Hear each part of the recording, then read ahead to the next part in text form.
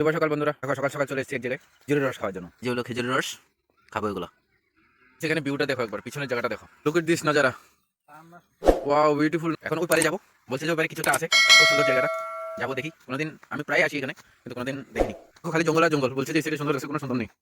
আমি ভাবছি যে এটা উঁচা জায়গা, দোনো সাইডে কাটা হবে। এই খেজুরের রস প্রতি বছর নভেম্বর মাসে কাটা স্টার্ট হয়। প্রথম গাছ ছোলার এক সপ্তাহ পরের থেকে রস পায়, রোজ পায় না, তাও সপ্তাহে 3 দিন, দুদিন পাই, একদিন দুদিন বন্ধ থাকে, আবার একদিন কাটায়, এরকম করে করে কাটতে হয়।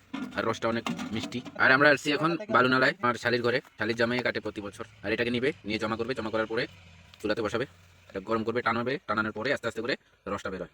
রসটা শুকিয়ে গুড়টা বেরোয়। 1 কেজি গুড় 300 টাকা।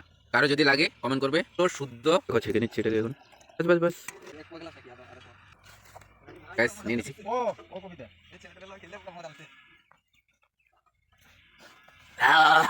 বহু স্বাদ, বহু স্বাদ। একবার খেয়ে দেখবো, হালকা হালকা করে নেশা লাগছে। এরকম 2 জগ খেয়ে নেব না, খালি করে দিছি।